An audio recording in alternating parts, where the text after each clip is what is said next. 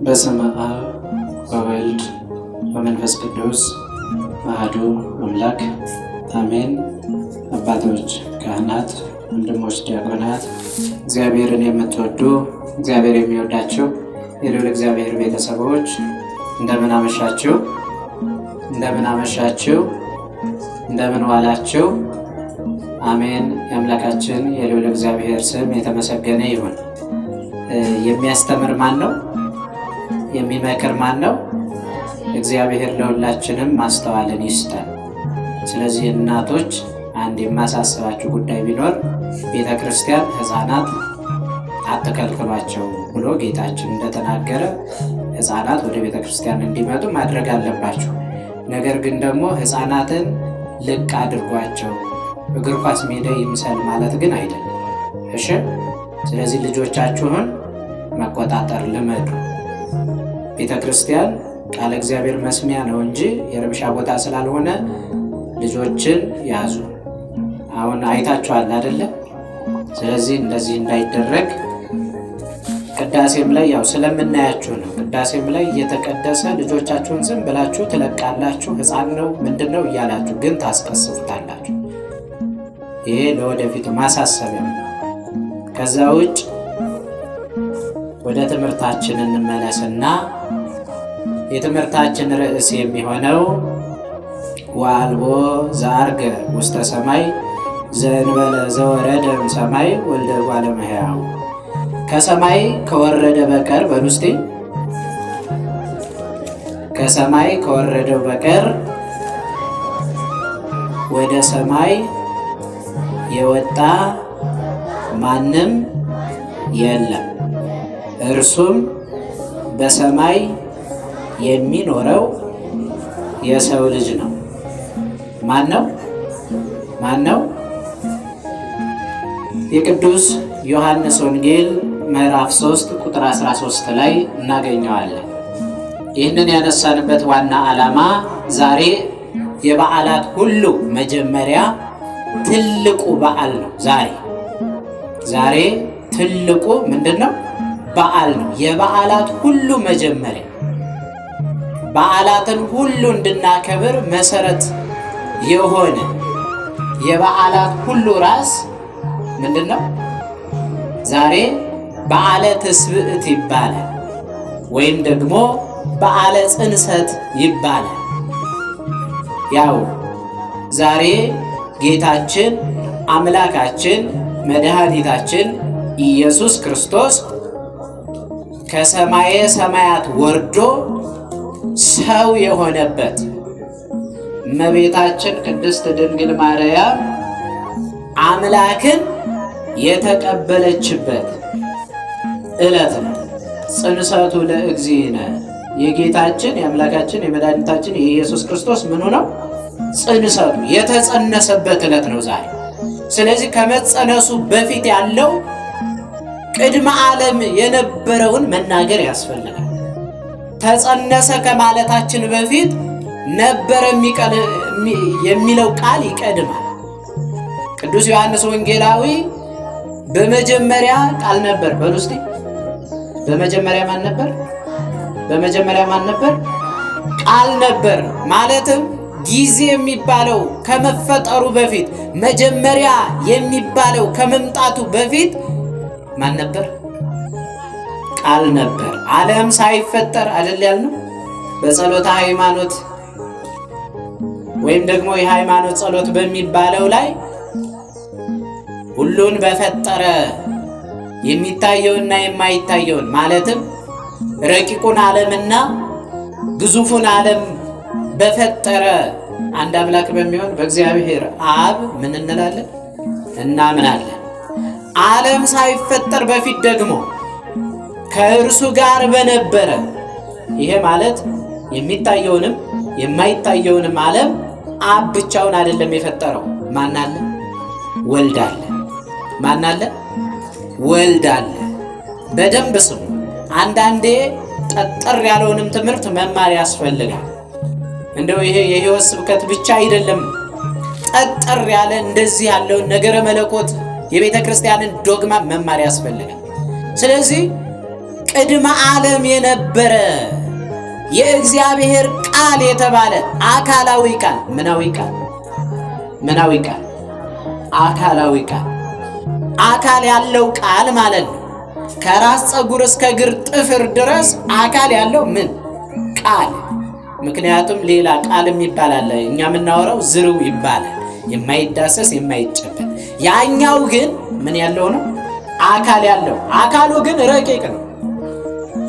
ይሄ አካላዊ ቃል በመጀመሪያ ቃል ነበር ማለት ፍጥረት ሳይፈጠር በፊት የእግዚአብሔር ቃል ወልድ ነበር ማለት ነው። እግዚአብሔር ብቻውን ነበረ፣ አብ ወልድ መንፈስ ቅዱስ፣ ሶስት አካላት አንድ መለኮት። ስንት አካላት? ሶስት አካላት ስንት መለኮት? አንድ መለኮት። ሶስት አካላት አንድ አምላክ። እኛ ክርስቲያኖች የምናምነው ሶስት አማልክት አይደለም፣ ሶስት ፈጣሪዎች አይደለም፣ ሶስት እግዚአብሔሮች አይደለም። ስንት እግዚአብሔር ነው? ስንት ፈጣሪ ነው? ስንት አምላክ ነው? አንድ ሲሆን ግን ስንት ነው? አንድ ሲሆን ስንት ነው? ሶስት። ሶስት ሲሆን ስንት ነው? አንድ ነው። ስለዚህ በመጀመሪያ ቃል ነበር፣ ቃልም በእግዚአብሔር ዘንድ ነበር አለ። በየት ነበር? ዘላለማዊ ነበር ማለት አልፋ ኦሜጋ፣ ፊተኛውና ኋለኛው፣ መጀመሪያውና መጨረሻው። በመጀመሪያ ማን ነበር? ቃል ነበር። ከሁሉ አስቀድሞ ማን ነበር? ቃል ነበር። ያ ቃል በእግዚአብሔር ዘንድ ነበረ፣ ቃልም እግዚአብሔር ነው ማለት ነው። ቃል ማን ነው? እግዚአብሔር። ስለዚህ ከተዋሕዶ በፊት የእግዚአብሔር ቃል ተብሎ ይጠራል። አካላዊ ቃል፣ ያ በመለኮቱ ያለ፣ ያ ዓለምን መልቶ ያለ፣ ከዓለምም ውጭ የሚኖር በዓለምም ውስጥ ያለ፣ የዘመኑ ፍጻሜ በደረሰ ጊዜ ወደዚህ ዓለም መጣ። በምን ሊገለጥ? በሰው። በማን ሊገለጥ? በሰው።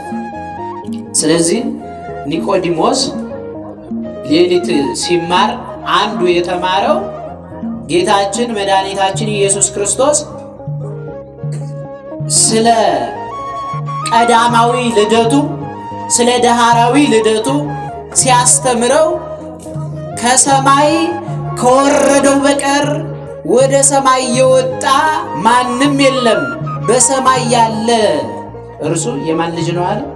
የሰው ልጅ ነው አለ። ስለዚህ ጌታችን መድኃኒታችን ኢየሱስ ክርስቶስ የዘመኑ ፍጻሜ በደረሰ ጊዜ በቀዳማዊ ልደቱ ከአብ ያለ እናት ተወልዷል። ተወለደ ከማን? ከአብ። ትምህርታችን መሰረት የሚያደርገው በቅዱስ ጴጥሮስ ትምህርት ላይ ጌታችን መድኃኒታችን ኢየሱስ ክርስቶስ ፊልጵዎስ ቂሳሪያ በምትባለው በደብረ ታቦርና በአርሞኒየም ተራራ መካከል በምትገኝ ትንሽዬ ከተማ፣ ትንሽዬ መንደር አንድ ጥያቄ ጠየቃቸው። ሰዎች የሰውን ልጅ ማን ይሉታል አላቸው። ሰዎች የማን ልጅ?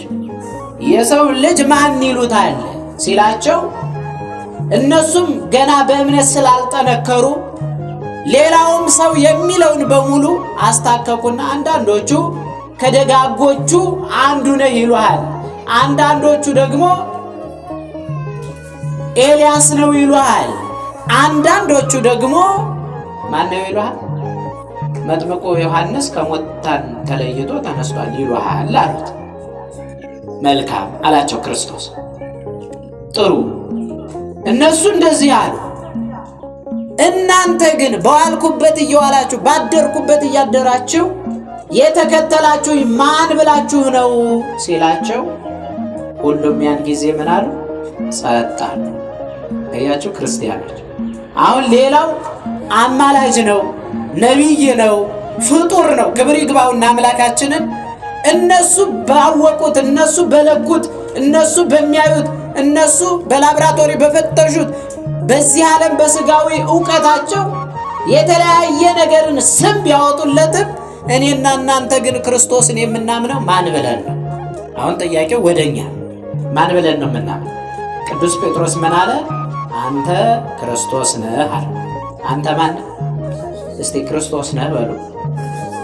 አንተ ክርስቶስ ነህ፣ አንተ የልዑል እግዚአብሔር የባህሪ ልጅ ነህ አለ። የምን ልጅ ነው? የምን ልጅ ነው? የባህሪ ልጅ። የማን ልጅ? ስለዚህ ኢየሱስ ክርስቶስ ከድንግል ማርያም ከመወለዱ በፊት ስሙ የእግዚአብሔር ቃል ነው። የማን ቃል ነው? የማን ቃል ነው? የእግዚአብሔር ቃል። ይሄ የእግዚአብሔር ቃል በተለየ አካሉ ወደዚህ ዓለም መጣ። ማንን ሊያድን? ማንን ሊያድን? የወደቅነውን እኛን ሊያድነን ወደዚህ ዓለም ምን አለ? መጣ። አመጣጡን ተመልከቱ። እግዚአብሔር በቅዳሴ ማርያም ላይ አባ ሕርያቆስ ምን ይላል? እግዚአብሔር በአራቱም አቅጣጫ በአራቱም ማዕዘናት አሻተተ፣ ማለትም መልካም ጠረን ያለው የምትስበውን ሙሽራ ፈለገ፣ እንዳንቺ ግን የወደደ የለም ተባለላት። ማን? እመቤታችን። በአራቱም ማዕዘን ፈለገ ለሱ ማደሪያ። ምክንያቱም የሰው ልጅ አስቀድሞ በገነት ንጽሐ ጠባይ ተሰጥቶት ተፈጥሮ ነበርና ያን ንጽሐ ጠባዩን አጉድፎ በኃጢአት ወድቆ ነበርና ከገነት ሲያስወጣው ስንቅ ሰጠው። አዳም ተጸጸተ። አሁን ሰይጣንና ሰው የሰሩት ኃጢአት እኩል ነው። ሁለቱም በእግዚአብሔር መንግሥት ላይ መፈንቅል ነው ያካሄዱት። ሰይጣንም ከሥላሴ ጋር አምልኩኝ ነው ያለው። አዳምም ደግሞ አምላክ ትሆናለህ ሲባል እሺ ብሎ ቆርጦ ምን አለ? በላ። ልዩነታቸው ግን ሰይጣን እስካሁን ድረስ አልተጸጸተም፣ ንስሐ አልገባም። እንደውም እኮ ቅዱሳን ሊያስታርቁ ሁሉ ሞክረዋል። እንደው የሰው ልጅ ሰይጣን ከእግዚአብሔር ጋር ቢታረቅለት እኮ ኃጢአትን አይሰራም ብለው አሰቡና ከመልካምነታቸው ከቅንነታቸው የተነሳ ሰይጣን ባይኖር ኖሮ አሁን እንደው ኃጢአትን ትሰራላችሁ? እንደው ሰይጣን ባይኖር ኃጢአት ትሰራላችሁ? እየሰማችሁ ነው አይደል? ኃጢአት ትሰሩ ነበር ሰይጣን ባይኖር? እንሰራለን። አንሰራም? በደንብ ነው የምንሰራው።